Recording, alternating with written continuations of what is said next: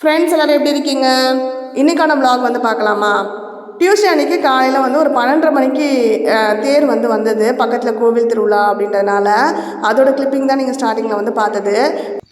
எப்போவுமே வந்து தேர் வரப்போகுது அப்படின்னா முன்னாடியே நம்மளுக்கு தெரியும். அதனால் நான்லாம் தூங்காமே இருப்பேன். பாப்பாவும் வந்து பார்த்திங்கன்னா தூங்க சொன்னாலும் தூங்கவே மாட்டாங்க, உட்காந்துட்டே தான் இருப்பாங்க. ஆனால் நாங்கள் அதுக்கு முதல் நாள் வந்து தூங்க போனதே வந்து 10:30 மணிக்கு தான். வேலையெல்லாம் முடிச்சுட்டு 10:30 மணிக்கு தான் போய் படுத்தோம். அன்றைக்கி எக்ஸாம் இல்லை டியூஸ்டே அப்படின்றதுனால சரி கொஞ்சம் ஃப்ரீயாக காலையில் எழுந்து படிச்சுக்கலாம், கொஞ்சம் லேட்டாக படுத்தாலும் பரவாயில்லட்டு 10:30க்கு போய் படுத்தோம். கொஞ்சம் நேரத்துலேயே வந்து பார்த்திங்கன்னா வெடி சத்தம் நல்லா வந்து மேலத்தாளத்தோட சவுண்ட்ஸ்லாம் வந்து கேட்க ஆரம்பிச்சதுக்கப்புறம் டக்குன்னு முழிப்பு வந்துடுச்சு. என்னடா அப்படின்ட்டு வெளியில் எட்டி பார்த்தா அப்போ தான் வந்து தேர் வருது அப்படின்றதே ஞாபகமே வந்தது. எப்போவுமே மாசி மகனா மொதல் நாள் வந்து அந்த திருவிழாவுக்கு மொதல் நாள் தான் வந்து நம்ம ஏரியாவில் வந்து தேர் வந்து எடுத்துகிட்டு வருவாங்க. அதுக்கப்புறம் எழுந்துட்டு சரி பாப்பாவும் வந்து ஆசைப்படுவாங்க, எப்போவுமே வந்து தூங்காமே அதுக்காகவே உட்காந்துருப்பாங்க, இன்றைக்கி ஆசைப்படுவாங்க, அதனால் எழுப்பி விட்டு பார்ப்போன்னு சொல்லிட்டு எழுந்திருக்கீங்களாமா அப்படின்னு கேட்டேன். ஓகே அப்படின்னு சொல்லிட்டு டக்குன்னு எழுந்து வந்துட்டாங்க. வந்து பார்த்தா தான் தெரியுது தெருவே ஜேன்னு எல்லாருமே எப்போவும் எல்லா வருஷமும் இருக்கிறத விட இந்த வாட்டி வந்து இப்போ புதுசாக நிறைய பேர் இந்த ஸ்ட்ரீட்டில் வந்திருக்காங்க ஹிந்துஸ் அப்படின்றதுனால எல்லாருமே கோலம்லாம் போட்டு எல்லார் வீட்லேயும் லைட்லாம் போட்டதுமே தெருவே வெளிச்சமாக இருக்கிற மாதிரி இருந்துச்சு. அந்த நேரத்துக்கு தேர் வந்ததும் அதெல்லாம் வேடிக்கைலாம் பார்த்துட்டு அதுக்கப்புறம் படுக்க போகிறப்ப கரெக்டாக வந்து பார்த்திங்கன்னா 1:45 கிட்ட ஆகிடுச்சு. 12:30க்கு பக்கத்து தெருவில் வரப்போ முழித்தோம். அதுக்கப்புறம் சரி என்ன ஒரு 10 நிமிஷத்தில் வந்துடும் பார்த்தா நம்ம ஏரியா ஒரு தெருவை மட்டும் கிராஸ் பண்ணுறதுக்கே 1.5 மணி நேரத்துக்கிட்ட ஆயிருக்கு. அப்புறம் பார்த்து முடிச்சுட்டு சாமியெல்லாம் கூப்பிட்டுட்டு அப்புறம் தான் போய் படுத்தோம். தமிழ் எக்ஸாமுக்கான ப்ரிப்ரேஷன்ஸ் தான் வந்து போயிட்டுருக்குன்னு நான் சொல்லியிருந்தேன் லாஸ்ட் வீடியோலேயே. அடுத்த நாள் வந்து வெட்னஸ்டே வந்து லீவு தான். ஸோ அன்றைக்கி சயின்ஸ் படிச்சுக்கலாம். டியூஸ்டே அன்றைக்கி தமிழ் வந்து வீட்டில் இருக்கிறப்ப படிக்க வைக்கலாம். ஸ்கூலில் எப்படி இருந்தாலும் சயின்ஸ் தான் படிக்க வைப்பாங்க. தேர்ஸ்டே வந்து சயின்ஸ் எக்ஸாம் அப்படின்றதுனால நம்ம காலையில் எழுந்து தமிழ் வந்து படிக்க வைப்போம். அந்த நேரத்தில் படித்தா இன்னும் அந்த ஸ்பெல்லிங் மிஸ்டேக்ஸ்லாம் இல்லாமல் கொஞ்சம் இன்னும் திறவாப்பாங்கன்னு சொல்லிட்டு காலையில் எழுதி விட்டுட்டு தமிழ் 2 மார்க்ஸ் பிக் கொஷின்ஸ்லாம் வந்து எழுதி பார்த்து அதில் இருக்க ஸ்பெல்லிங் மிஸ்டேக்ஸ்லாம் கரெக்ட் பண்ணி அதை வந்து சொல்லி கொடுத்துட்ருந்தேன். பாப்பாவுக்கு வந்து கிளாஸ் வந்து எக்ஸாம் இல்லை அப்படின்னா ஃபுல் டே இருக்கும், எக்ஸாம்ஸ்னால் ஆஃப் டே. அன்றைக்கி எக்ஸாம் இல்லை, லாஸ்ட்டு ஃபுல் ஒர்க்கிங் டே அன்றைக்கி தான் இருக்க போகுது அப்படின்றதுனால சரி ஓகே என்ன வேணும் சாதனம் முதல் நாளே கேட்டிருந்தேன். கொண்டக்கடலை பிரியாணின்னு சொல்லிட்டு இருந்தாங்க. ஆனால் நான் என்ன பண்ணிவிட்டேன், கொண்டக்கடலை ஊற வைக்கவே மறந்துட்டேன். ஸோ அதனால் காலையில் எழுந்து என்னம்மா வேணும் கேட்டதுக்கு தயிர் சாதமே எனக்கு வேணும் அப்படின்ட்டாங்க. சரி தயிர் சாதமும் உருளைக்கிழங்கு தான் வந்து காலையில் ரெடி பண்ணிகிட்ருக்கேன். தயிர் சாதத்துக்கு உருளைக்கிழங்கு ஃப்ரை வந்து வச்சு பேக் பண்ணி கொடுத்தாச்சு. காலையிலையும் அதே தான் சாப்பிட்டு கிளம்புனாங்க. நான் வந்து இன்றைக்கி மாஸ்டர் பெட்ரூம் அதுக்கப்புறம் லிவிங் ரூம்லாம் செகண்ட் கோட் முடிச்சாச்சுன்றதுனால கிட்ஸ் பெட்ரூம் செகண்ட் கோட்டிங் அடிப்பாங்க. அதோட ஃபர்னிச்சர்ஸ் அந்த டேபிள் பீரோ அதெல்லாம் தான் வந்து நம்ம லிவிங் ரூமில் நடுவில் வச்சுருந்தோம். இன்றைக்கி வந்து செகண்ட் கோட் வந்து கிட்ஸ் பெட்ரூம் வந்து அடிச்சிட்டாங்க அப்படின்னா எல்லாத்தையுமே நம்ம ரெடியாக வச்சுருந்தோம்னா ஈவினிங் அவங்க கிளம்புனதுமே நம்ம வந்து டக்குன்னு கூட்டி விட்டு தொடச்சிட்டு உள்ளே வந்து இந்த திங்ஸ்லாம் எடுத்து அடுக்க ஆரம்பிச்சிடலாம் அப்படின்னு சொல்லிட்டு காலையிலே வந்து நான் அந்த க்ளீனிங் வந்து ஸ்டார்ட் பண்ணிட்டேன். சிஸ்டம் டேபிள்லாம் நல்லா டீப்பாக க்ளீன் பண்ணிவிட்டு இந்த ஷூ ரேக் வந்து பார்த்திங்கன்னா ஃபுல்லாக டஸ்ட்டெல்லாம் தட்டி விட்டுட்டு இதில் வந்து அந்த ரேக் உள்ள ஷெல்ஃப்லலாம் வந்து பார்த்திங்கன்னா நம்ம லைனர் போட்டிருந்தோம்ல அதெல்லாம் வந்து எடுத்துகிட்டு இந்த வால் ஸ்டிக்கரே வந்து ஒட்டலாம் இதுக்குமே அப்படின்ற மாதிரி நினச்சேன். ஏன்னா ஷீட்ஸ் மாதிரி வந்து போடுறப்ப ஸ்லிப்பர் எடுக்கிறப்பலாம் அது வந்து இங்கிட்டு மூவ் ஆகுது அப்படின்றப்ப அது வந்து கலைஞ்சி போயிடுது. ஸோ அதனால் அந்த ஸ்டிக்கர்ஸ் ஒட்டிட்டோம்னா க்ளீன் பண்ணுறதுக்கு ஈஸியாக இருக்குன்னு சொல்லிட்டு அதை வந்து ஒட்டிகிட்டு இருந்தேன். ஒட்டுறதுக்கு கொஞ்சம் சிரமமாக தான் இருந்தது. இப்போ நார்மலாக வெளியில் வந்து நம்ம மேலே டேபிளுக்கு மேலே தான் ஒட்டுறப்பெல்லாம் செமையாக ஈஸியாக இருக்கிற மாதிரி இருந்தது. ஆனால் இது வந்து உள்ளே வந்து நம்ம ஒட்டுறப்ப கட் பண்ணி அப்படி தான் வந்து ஒட்டுறோம். அப்பயுமே வந்து பார்த்திங்கன்னா சரியாக வந்து அப்பப்போ அங்கே எங்கேயும் மாட்டிக்கிட்டு ஸ்டிக் ஆகிட்டு அப்படி தான் இருக்கிற மாதிரி இருந்துச்சு. சிரமப்பட்டு தான் ஒட்டுற மாதிரி இருந்துச்சு.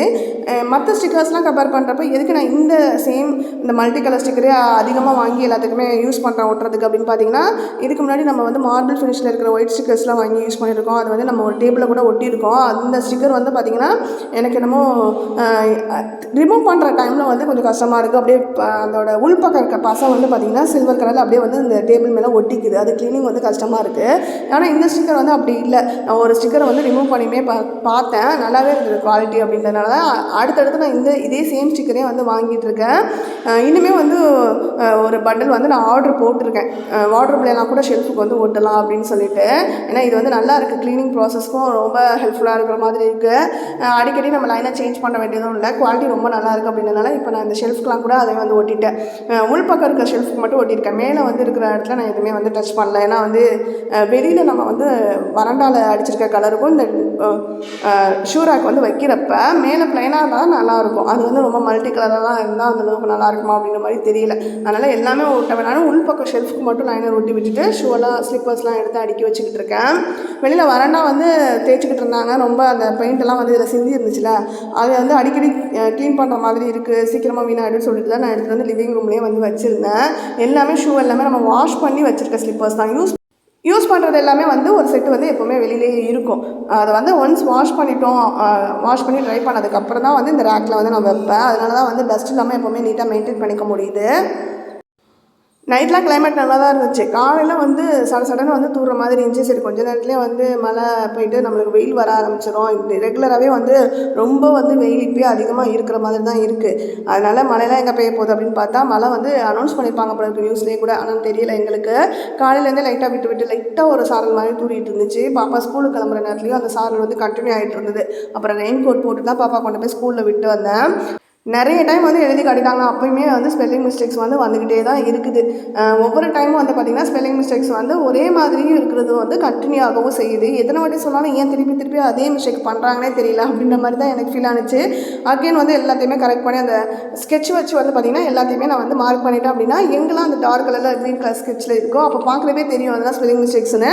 புக்கை பார்த்து படிக்காமல் இந்த நோட்டில் எழுதியிருக்காங்க பாருங்கள் ரிவைஸ் பண்ணுறதுக்காக. ஸோ அந்த நோட்டை பார்த்தே தான் வந்து அடுத்தடுத்து படிக்க வைக்கிறதே வந்து கண்டினியூ பண்ணோன்னா அந்த ஸ்பெல்லிங் மிஸ்டேக்ஸ்லாம் கரெக்ட் பண்ணிக்குவாங்க அப்படின்ற ஒரு எண்ணத்தில் தான் நான் அது மாதிரி தான் ட்ரெயின் பண்ணேன். அப்படியுமே அடுத்தடுத்த டைம் எழுதுகிறப்ப திருப்பி சேம் மிஸ்டேக்ஸை கூட வந்து வருது. அதை எப்படி கரெக்ட் பண்ணுறது அப்படின்றது எனக்கே தெரியல. அதுக்கப்புறம் ஆஃப்டர்நூனுக்கு அப்புறம் நான் என்ன பிளான் பண்ணேன் அப்படின்னு பார்த்தீங்கன்னா, ஈவினிங் வந்து அவங்க எழுதி முடிச்சதும் நம்ம வந்து செக் பண்ணி கரெக்ட் பண்ணுவோம்ல, அது மாதிரி பண்ணாமல் அவங்களே வந்து வாசிக்க விட்டேன். ஒவ்வொரு எழுத்தாக வந்து சொல்லி வாசித்தா அப்போ வந்து ஸ்பெல்லிங் மிஸ்டேக்கை வந்து அவங்களே ஐடென்டிஃபை பண்ண ஆரம்பிக்கிறாங்க.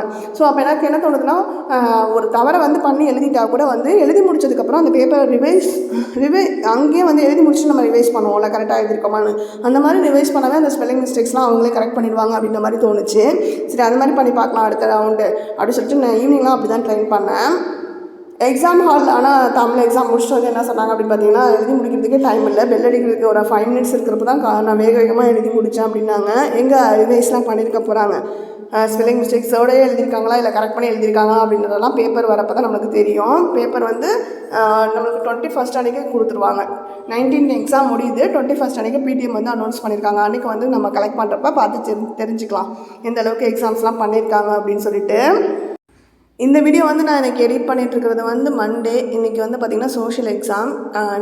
சாட்டர்டே வந்து ஆஃப்டர்நூன்லேருந்தே ஃப்ரீயாக தான் இருக்காங்க. ஒரு நாள் ஃபுல்லாக சண்டேவும் டைம் கிடச்சிது.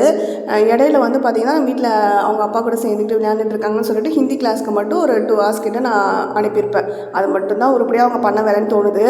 படிக்கிறேன்னு ஒரு 2 வாட்டி ரிவைஸ் பண்ணிட்டேன் அப்படின்லாம் சொன்னாங்க. இன்றைக்கி காலையில் எழுந்துட்டு சரி கேட்டு பார்ப்போம், நீங்களே படிக்கிறீங்களா இல்லை நான் கேட்கட்டுமான்னு. உடனே நீங்களே கேளுங்கம்மா அப்படின்னா, சரி படிச்சுட்டா போல இருக்குன்னு சொல்லிட்டு ஒரு சாப்டர் எடுத்து கேட்க ஆரம்பித்தா 5 question 2 marks, 2 question big question இருக்குது அப்படின்னா 5 2 marksலேயுமே அவ்வளோ மிஸ்டேக்ஸோடு சொல்லிகிட்டு இருக்காங்க.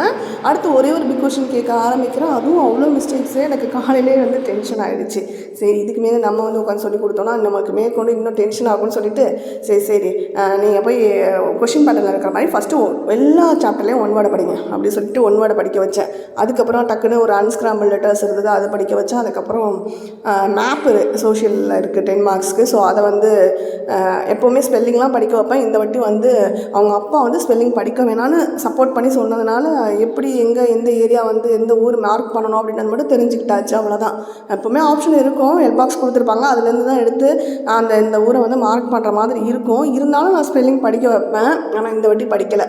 அதுவுமே எனக்கு ஒரு சாட்டிஸ்ஃபைடாக இல்லை.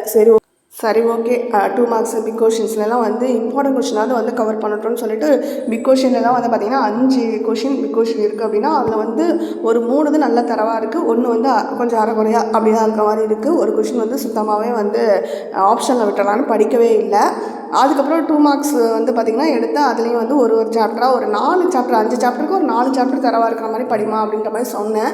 எந்த அளவுக்கு படிச்சிருக்காங்கன்னு தெரியல, ஏன்னா நான் கேட்கல.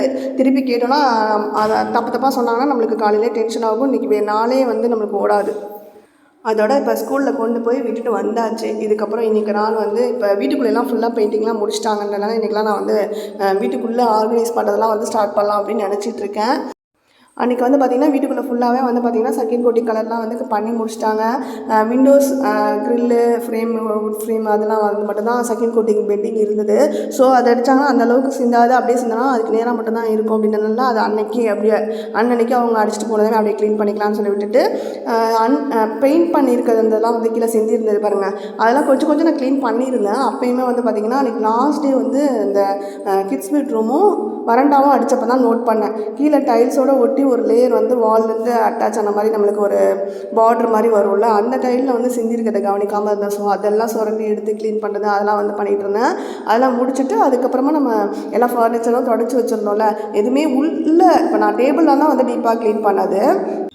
வார்ட்ரோப்குள்ளெல்லாம் வந்து பார்த்திங்கன்னா பெரிய பெரிய வின்டர் பெட்ஷீட்டாக இருக்கட்டும், இப்போ வந்து இந்த பெயிண்டிங் டைமில் நம்ம தலாணி போர்வை எல்லாத்தையுமே வந்து அங்கங்கே திணிச்சோம். ஸோ அதனால் ட்ரெஸ்ஸஸ்லாம் வந்து ஒன்றோட ஒன்று மேலே இருக்கிற மாதிரி திணிச்சு அப்படி தான் அடுக்கி வச்சிட்டோம். ரொம்ப வந்து பார்த்திங்கன்னா என்னால் அதை மெயின்டைன் பண்ண முடியல. ரெகுலராக வந்து பார்த்திங்கன்னா துணிலாம் துவச்சி போட்டு காய்ஞ்சதுமே எடுத்து மடித்து வைக்கிறப்ப எங்கே இடம் இருக்கோ அங்கே திணி அப்படின்ற மாதிரி தான் அங்கங்கே திணிச்சு வச்சுக்கிட்டு இருந்தேன். ஒரு ஆர்டராக கரெக்டான பேஸ்கெட்டில் நான் அடுக்கவே இல்லை. அதனால் எனக்கு ஃபுல்லாக அதுக்குன்னு தனியாக ஒரு நாளே வேணும். எல்லாத்தையும் பீரோலேருந்து எல்லாத்தையும் வெளியில் எடுத்து அது எல்லாத்தையும் அடுக்கிறதுக்கு முன்னாடி நான் வந்து ஷெல்ஃபுக்கு லைனர்லாம் வந்து ஒட்டிட்டு அதுக்கப்புறமா ட்ரெஸ்ஸஸ்லாம் வந்து பார்த்திங்கன்னா டெய்லி யூஸஸ் ட்ரெஸ்ஸஸ் இருக்க பீரோ தான் நம்ம அடிக்கடி திறந்துக்கிட்டே இருந்தோம். அப்படின்றனால அதில் இருக்க ட்ரெஸ்ஸஸ்லாம் வந்து ஒரு ரவுண்டு வந்து கொஞ்சம் கொஞ்சமாக ஒரு ஷெல்ஃபாக வந்து துவச்சி போட்டு காய வச்சு எடுத்து மடித்து வைக்கலாம் அப்படின்ற மாதிரி நினச்சிட்ருக்கேன். எல்லாத்தையும் ஃபஸ்ட்டு அடுக்கி வச்சுட்டு ஒவ்வொரு ஷெல்ஃபாக க்ளீன் பண்ணி துவைக்கலாம். அப்போ தான், ஏன்னா இப்போ மழை வேறு இடையில பெய்யுது. ஸோ நல்ல வெயில் வந்ததுக்கப்புறம் ஒரு நாளைக்கு ஒரு ஷெல்ஃப் அப்படின்ற மாதிரி துவச்சி காய போட்டு எடுக்கிறதுக்கு கண்டிப்பாக அது மடித்து எல்லாம் கம்ப்ளீட் பண்ணணும் அப்படின்னா ஒரு மாதம் ஆகிடும் நம்மளுக்கு. அதனால் பொறுமையாக அது பார்ப்போம் அப்படின்னு சொல்லிட்டு உள்ளெல்லாம் நான் எதுவும் கை வைக்கல, வெளியில் மட்டும் க்ளீன் பண்ணி விட்டேன். சாதம் வந்து பாப்பாவுக்கு மட்டும் தான் காலைல கொஞ்சமாக வச்சுருந்தேன். மதியானம் நம்மளுக்கு என்ன ஏதாவது செஞ்சுக்கலான்னு சொல்லிட்டு லேட்டாக தான் வந்து பார்த்திங்கன்னா சேமியா வந்து கொஞ்சமாக ரெடி பண்ணியிருந்தேன். ஸோ அது வந்து கொஞ்சம் ஈவினிங் பாப்பாவுக்கு அந்த ஸ்நாக்ஸ் மாதிரி கொடுக்கலான்ட்டு ஒரு பவுலில் எடுத்து வச்சுருந்தேன். அதை அப்படியே புட்டு மாதிரி அழகாக பிளேட்டில் கொட்டி அதுக்கு மேலே சக்கரை தூவி வந்து சாப்பிட்டுட்டு இருந்தாங்க. இப்போ பெயிண்டிங்க்கு முன்னாடி வரைக்கும் உங்களுக்கு தெரியும், அப்பப்போ வந்து பார்த்திங்கன்னா பீரோ வந்து இந்த ரூமில் கொஞ்ச நாள் இருக்கும், அந்த ரூமுக்கு கொஞ்ச நாள் ஷிஃப்ட் ஆகி போகும். மாற்றி மாற்றி அங்கேயும் இங்கேயும் இழுத்துக்கிட்டு இருப்பேன் கட்டில் பீரோவை வந்து இப்போ ஒரு இடத்துல வச்சிட்டோம் அப்படின்னா திருப்பி நகர்த்தக்கூடாது. அப்படி அங்கே எங்கேயும் நவுத்துறப்ப வந்து நம்ம செவுத்தில் வந்து இடிக்குது, அது உடையுது. ஸோ அதனால எல்லாமே இனிமேல் கொஞ்சம் மெயின்டைன் பண்ணணும். இந்த இடத்துல ஃபிக்ஸ்டாக வந்து வச்சுக்கலாம். மாஸ்டர் பெட்ரூமில் இருக்க ஷெல்ஃபுக்கு வந்து டோர் போட்டோம் அப்படின்னா ட்ரெஸ்ஸஸ்லாம் வந்து பார்த்திங்கன்னா பாதி அங்கே போயிடும். அப்போ வந்து உடன் வார்ட்ரோபை வந்து கொஞ்சம் எம்டி பண்ணிவிட்டு அதை வந்து புக் ஷெல்ஃப் மாதிரி பாப்பாவுக்கு ரெடி பண்ணி கொடுக்கலாம் அப்படிலாம் பிளான் பண்ணிகிட்டு இருக்கேன். இது வந்து கிட்ஸ் பெட்ரூம் பாப்பாவுக்காக தான் ஒரு பீரோ வந்து புக் ஷெல்ஃபாக இருக்கட்டும், ஒரு பீரோவில் ட்ரெஸ்ஸஸ் அவளோட வச்சுக்கிற மாதிரி, அப்புறம் கம்ப்யூட்டர் டேபிள் ஒரு சைடு ஸ்டடி டேபிள் போட்டு அவங்களுக்கு யூஸ் பண்ணுற மாதிரி செட் பண்ணி கொடுக்கலாம். இப்போதைக்கு கட்டில் மட்டும் நாங்கள் வந்து வாங்குகிற பிளான் இல்லை. இருந்த கட்டிலையுமே நான் வெளியில் எடுத்துட்டேன். அது ஏதாவது சரி பண்ண முடியுது அப்படின்னா பெயிண்ட் அடிச்சுட்டு யூஸ் பண்ண முடியும்னா அதை யூஸ் பண்ணிக்கலாம். இல்லை அப்படின்னாலும் அந்த கட்டிலையுமே உள்ளே போட்டோம் அப்படின்னா அங்கேயும் நான் நகர்த்துக்கிட்டே இருக்கேன். அப்படின்றனால கிராச்சஸ் வந்து ஃப்ளோர்லேயும் விழுகுது, செவுத்துலேயும் வந்து பார்த்திங்கன்னா கிராச்சஸ்லாம் விழுகுது.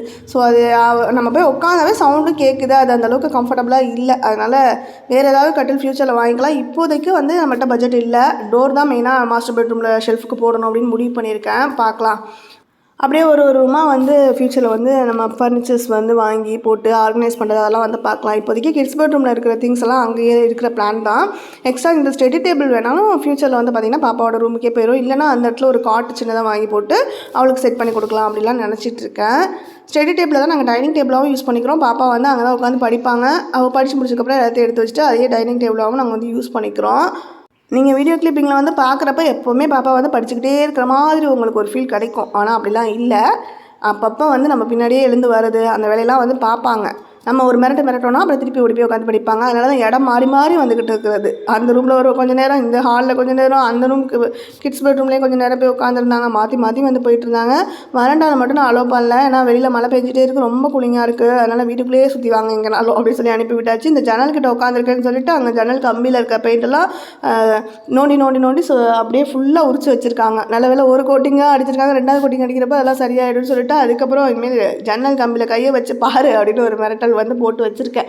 ஷெல்ஃப்லேயுமே வந்து பார்த்திங்கன்னா காஞ்சிட்டான்னு பார்த்தாங்களாம். நோண்டி விட்டு ஷெல்ஃப்லேயும் ஒரு கோட்டிங் தான் அடிச்சிருந்தாங்க. அதுலேருந்து லைட்டாக வந்து உறிஞ்சு வந்துருந்துச்சு. 2வது கோட்டிங்கில் அதெல்லாம் சரி பண்ணிடுறேன். இனிமேல் வந்து நீங்கள் கையை எங்கேயும் வைக்கக்கூடாது பெயிண்ட்லாம். அதுவாக காயிறப்ப காயட்டும், நீங்கள் என்ன பெயிண்ட் காயுதான்னு செக் பண்ணுறது அப்படின்னு சொல்லிட்டு அதுக்கப்புறம் தமிழ் நான் சொன்னால அந்த மெத்தடில் வந்து அவங்களே வாசிக்க சொல்லி ஸ்பெல்லிங் மிஸ்டேக்ஸ்லாம் கரெக்ட் பண்ண சொல்லிட்டு இருந்தேன். ஸோ அப்படி தான் அந்த நாள் வந்து போனது. நைட்டு வந்து பார்த்திங்கன்னா பக்கத்தில் கோயில் திருவிழா சொல்லியிருந்தேன். அங்கே வந்து ஏதாவது கடையெல்லாம் போட்டிருக்காங்கன்னு பார்க்கலான்னு அப்படியே வாக்கிங் மாதிரி வந்து போயிருந்தோம். போய் பார்த்துட்டு அங்கே எதுவுமே எதுவுமே இல்லை, கடையெல்லாம் மழை பெஞ்சிட்டு இருந்தனால. நெக்ஸ்ட் டே மாசி மகானுக்கு தான் நல்லா ஜேன்னு இருக்கும் அப்படின்னா சரி நெக்ஸ்ட் டே பார்த்துக்கலான்ட்டு அப்படியே பக்கத்தில் காளான் வந்து வாங்கி சாப்பிட்டுட்டு அப்படியே வந்து வீட்டுக்கு ரிட்டன் வந்துட்டோம். ஸோ அப்படி தான் இந்த நாள் போனது. இதோட இந்த vlog எண்ட் ஆகுது. நெக்ஸ்ட் வீடியோவில் பார்க்கலாம். Bye, take care friends.